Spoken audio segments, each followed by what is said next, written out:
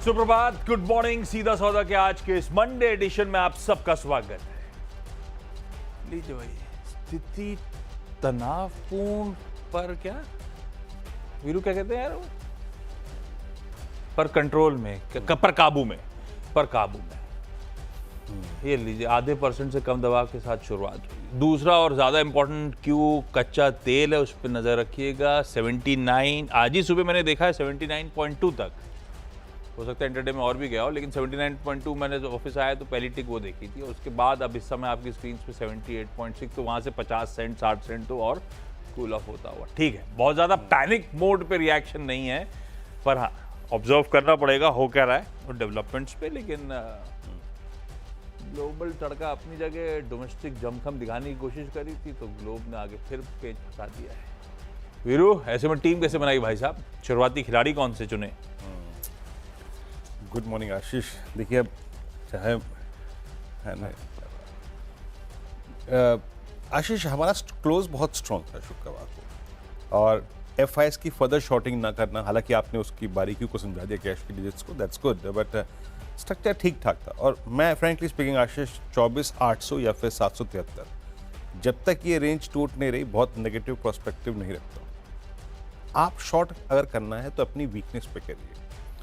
और आशीष, आपको मालूम होगा पिछले हफ्ते का जो लो था 24,556 या 446, आप उससे बहुत दूर रहे इस वॉर जोन में भी। आपने स्ट्रेंथ भी दिखाई इस वॉर जोन में, तो मैं स्ट्रेंथ पर फोकस कर रहा हूँ आशीष। मेरा पहला स्टॉक होगा, देखिए मैं थोड़ा क्रूड वाले फैक्टर से थोड़ा बाहर निकल के फोकस कर रहा हूँ। मैं क्रूड वाली जगह पे जा ही नहीं रहा हूँ, ना उसका एडवांटेज और ना डिसएडवांटेज, वहाँ पे उसमें मैं आ ही नहीं रहा हूँ। मैं पहला स्टॉक लूँगा भारत थिएटर। ये मेरी टीम में शुक्रवार को भी था, गुरुवार को भी था। जब तक स्टैट्स मेरे फेवर में है, मैं इसको आई थिंक स्क्रीन पे रखूँगा। Look at the quantum of short covering, all time high पे क्लोज हुआ। एक फ्लैग का, एक रेक्टेंगल का ब्रेकआउट था, 8.25% वाइट शर्ट, इट्स ह्यूज। और एक और बताऊँ मैं आपको, अभी स्टैट्स वो स्क्रीन पे नहीं आ पाएंगे, but in this expiry week 2000 का कॉल राइटर एग्जिट कर रहा था। मैक्सिमम आउटस्टैंडिंग हुआ था उस स्ट्राइक में, लेकिन वो भी एग्जिट कर रहा था। तो प्लेसमेंट भारती की याद रखिएगा 1920 के ऊपर सेटल रहा, तो ये एक्सपायरी वीक में एक स्ट्रॉन्ग मूव देगा, एंड दैट्स द रीजन कि शॉर्ट कवरिंग जो है वो इसको ड्राइव कर रही है। और दूसरा है अपोलो हॉस्पिटल्स। आशीष, एक अच्छा क्लोज था 7,073 पे। हॉस्पिटल बास्केट अक्रॉस अगर आप देखें, कैश और डेरिवेटिव मार्केट अच्छा कर रही है। आप 40s को देखिए, ऑल टाइम हाई रिपीटेड करता हुआ। मैक्स को देखिए, अब यहाँ पे पेज क्या है, either we get a dip towards मतलब बेस, यानी करीब 6,960 के आसपास, या फिर ये 7100 के ऊपर निकल जाए, तो ये स्ट्रॉन्ग कैंडिडेट होगा आशीष। डिप पे 6,960 अच्छा बेस होगा, और ऊपर की तरफ 7100 एक ब्रेकआउट पॉइंट होगा आशीष।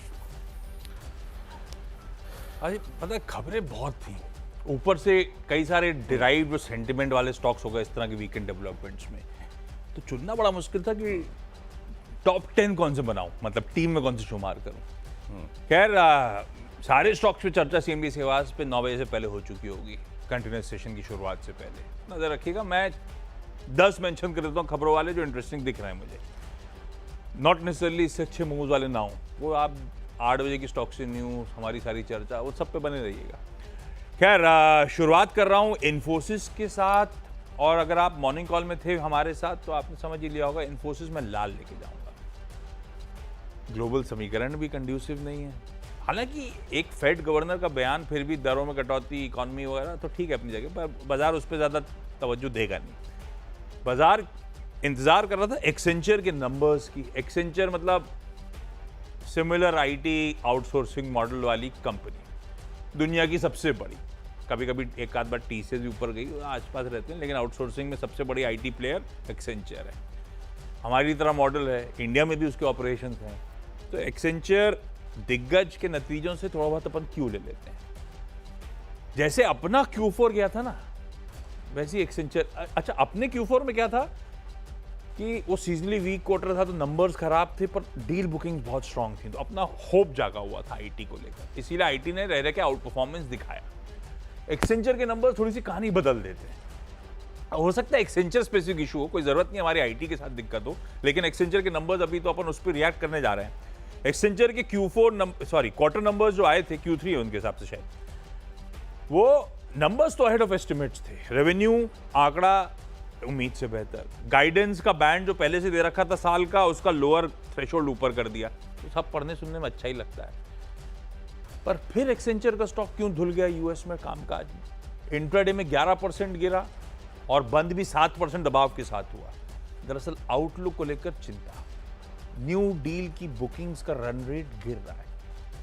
पिछले क्वार्टर गिरा, इस क्वार्टर और गिरा, तो 2 क्वार्टर से न्यू डील बुकिंग सबसे बड़ी देश की आईटी आउटसोर्सिंग कंपनी दुनिया की, उसके गिर रहे हैं। उससे क्यों लेने की शायद अगर कोशिश करें तो दिक्कत वाली खबर है ये। तो अपने नतीजे भी सामने खड़े हैं। HCL टेक ने तो वीकेंड में घोषणा कर दी कि मेरे ख्याल से 14 जुलाई या कोई डेट बोली उसने, रिजल्ट लाएंगे। तो अपने रिजल्ट सीजन की तैयारी हो रही है, उससे पहले एक्सेंचर के नंबर। हाँ, इन्फी का ADR, हालांकि ADR पे मत देखा करिए क्योंकि वॉल्यूम्स ठंडे होते हैं, पर डायरेक्शनली आइडिया तो दे ही रहा है आपको। एक्सेंचर पिटा था तो ये भी पिटा ही है।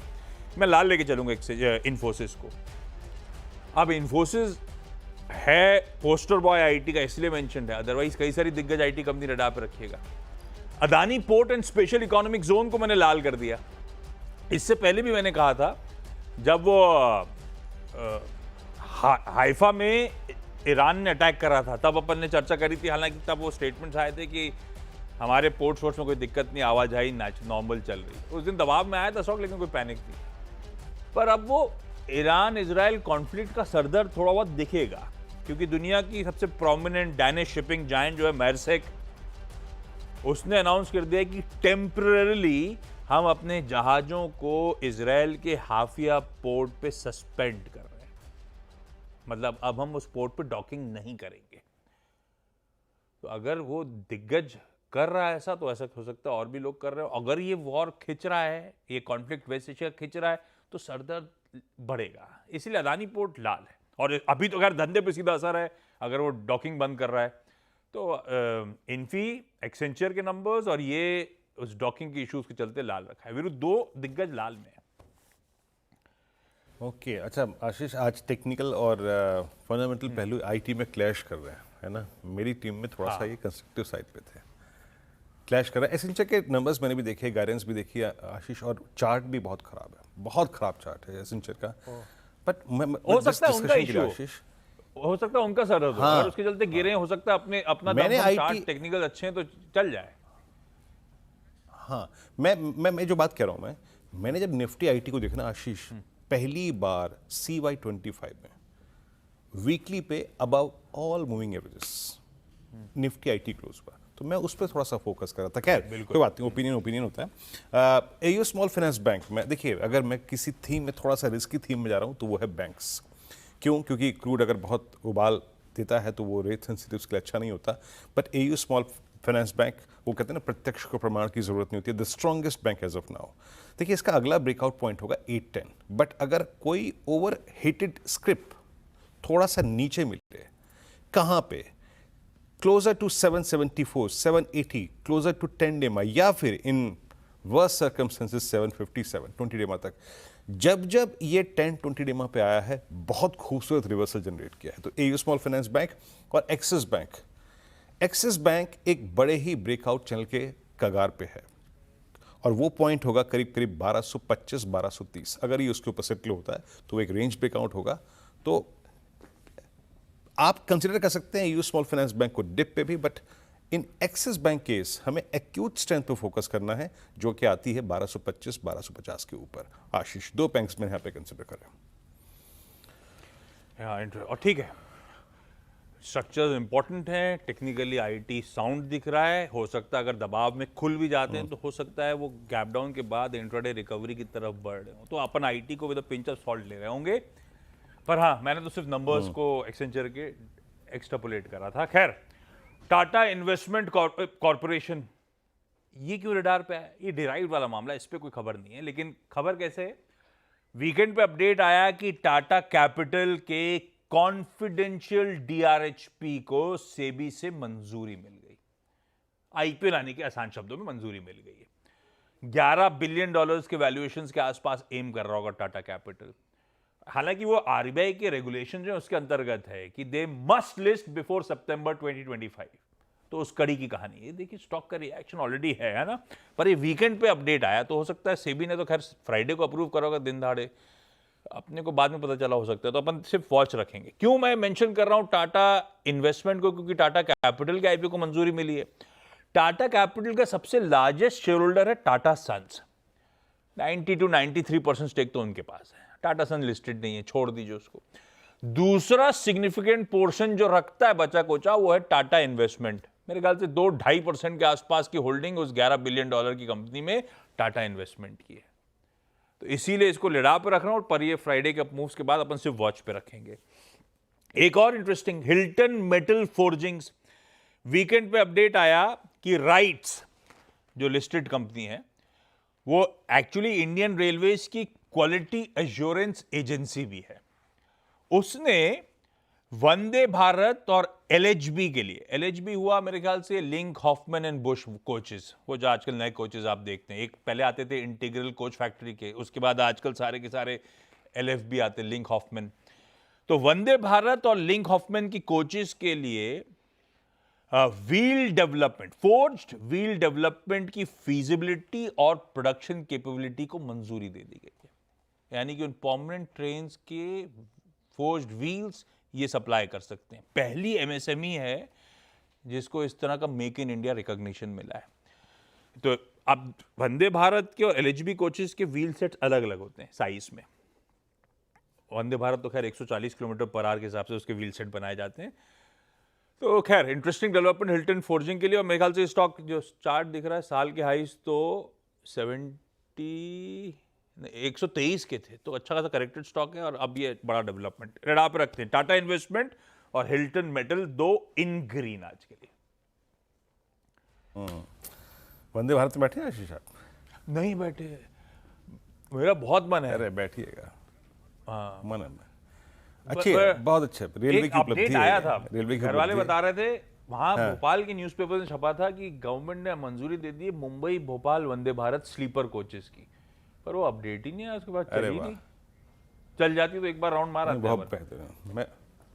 मैं कटरा से चला था Ashish, exactly time to time, 1 minute ना इधर ना 1 मिनट उधर, दिल्ली पहुंच गई एग्जैक्टली 2 बजे। खैर मैं आता हूँ, अपनी गाड़ी धीरे चल रही है इस वक्त। BEL 408.25 पे डे हाई पे क्लोज हुआ और डिफेंस मूव दे रहे हैं इस वक्त। और देखिए BEL ने क्या करा, अच्छी मशक्कत के बाद 400 के कॉल एक्टर्स के जोन को तोड़ा। मेरे को लगता है आशीष ये स्टॉक ये कुछ डिफरेंट क्लास ऑफ स्टॉक है इस वक्त BEL का। तो जब तक अब ये 398-400 के ऊपर रहेगा, स्ट्रेंथ परसिस्ट करेगी, तो BEL और HCL टेक्नोलॉजीज, जिसका मैंने मत अपना रख ही दिया था, आशीष ने अपना एसेंशियल के नंबर्स को अगर आप देखें रखते हुए बात की, मैं निफ्टी IT के वीकली चार्ट्स की परफॉर्मेंस और आइसोलेशन में HCL टेक्नोलॉजीज, बेहतरीन चार्ट, बेहतरीन प्लेसमेंट। बट अगर ये डिप आता है तो कहाँ तक का डिप? मेरे ख्याल से इवन 1680 और फर्स्ट ट्रांच में 1709 लिख के रख लीजिए, 1709 और करीब करीब 1680 एक अच्छा डिप होगा इस स्टॉक के लिए। बट स्ट्रक्चर स्ट्रॉन्ग है, CY25 के सबसे हाईएस्ट लेवल पे क्लोज हुआ। आशीष अपना क्या, निकल पड़े तो निकल पड़े, अपन ने एक्सचेंजर के नंबर में घुस गए थे तो अपन दूसरा स्टॉक भी वहीं से ले आए। तो अब ये देखिएगा क्लैश है, टेक्निकली बहुत साउंड स्ट्रक्चर्स हैं। HCL टेक पसंद आ रहा है, लेकिन मैंने इन्फी के साथ TCS भी लाल कर दिया, क्योंकि इन्फी कोई मेंशन नहीं कर, कोई भी लार्ज कैप IT कंपनी जो डाइवर्सिफाइड रखती है, एक्सेंचर टाइप बिजनेस मॉडल है, उनके लिए थोड़ा सा खतरा था, तो इसलिए मैं सिर्फ लाल रखा है। देखते हैं कैसे बिहेव करेंगे, अपन सिर्फ वॉच करेंगे। एक LT फूड्स को लाल रखा है, वो बासमती वाला है ना। वीकेंड पे अपडेट आया, United states department of commerce, उसकी इंटरनेशनल ट्रेड एडमिनिस्ट्रेशन ने हाईएस्ट पॉसिबल काउंटरवेलिंग ड्यूटी 340.7% लगा दी है। इसके जो ऑर्गेनिक सोयाबीन मील एक्सपोर्ट्स होते थे, इसकी सब्सिडी करती थी इकोप्योर स्पेशलिटी, उस पर लगा दी है। और खैर उन्होंने डिटेल दी है कि हमने क्यों इस तरह का एग्रेसिव कदम उठाया इनके अगेंस्ट में, तो ये वैसे ही लाल है। दूसरा एक चीज़ और ध्यान रखिएगा, अपने बासमती राइस एक्सपोर्टर्स के लिए ये वेस्ट एशिया बहुत इंपॉर्टेंट है, और अपडेट्स ये कहते हैं, कुछ रिपोर्ट से कहते हैं कि basmati export to Iran has stopped. तो LT फूड लाल ही रखते हैं, लेकिन छोटा स्टॉक है, पता नहीं किस तरफ जा रहा हो डायरेक्शनली।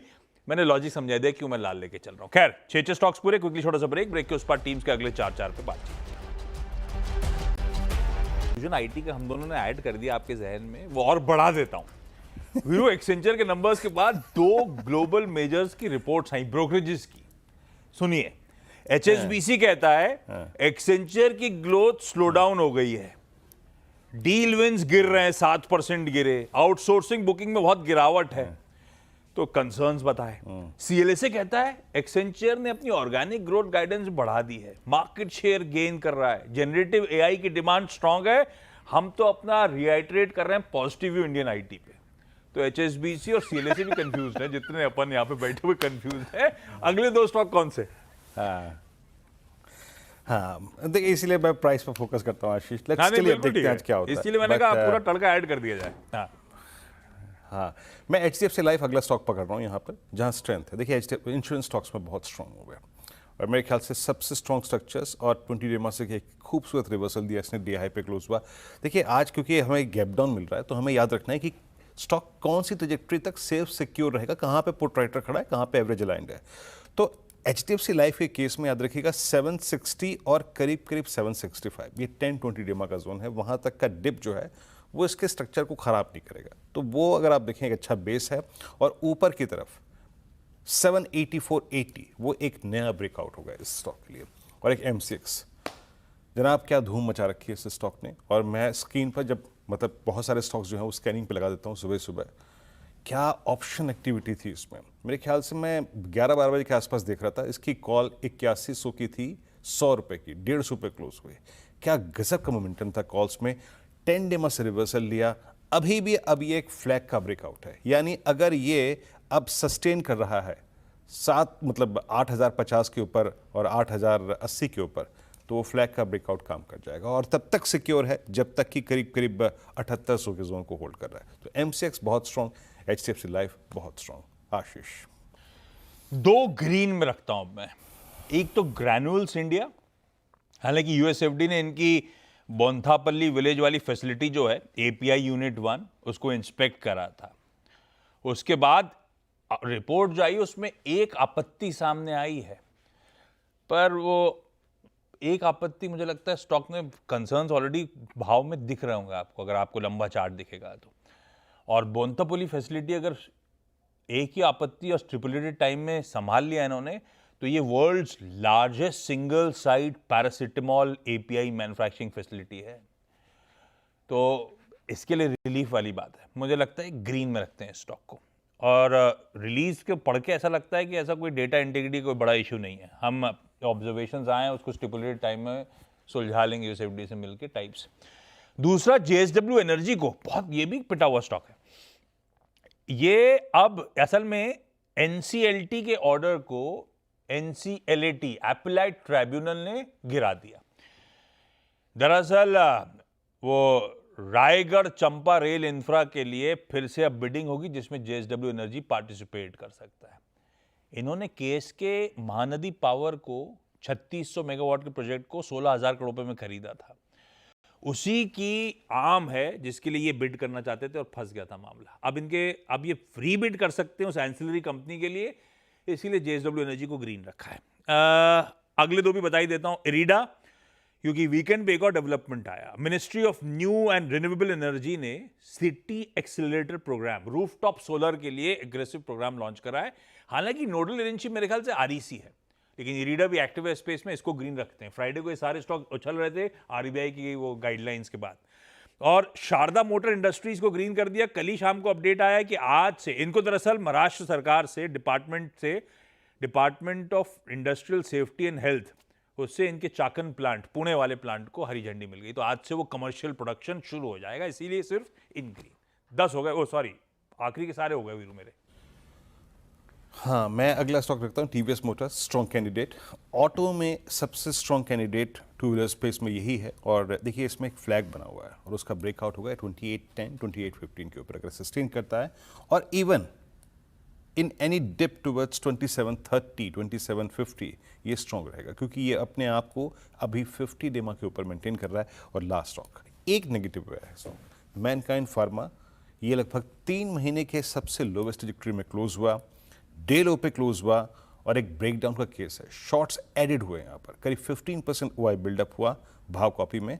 तो बिलो 2305, 2300 के नीचे एक जोन खुला हुआ है इसका करीब करीब 2250 2230 का। टीम पूरी, एक ब्रेक के बाद जब हाजिर होंगे तो ये टीम पूरी आपकी स्क्रीन पर रखेंगे।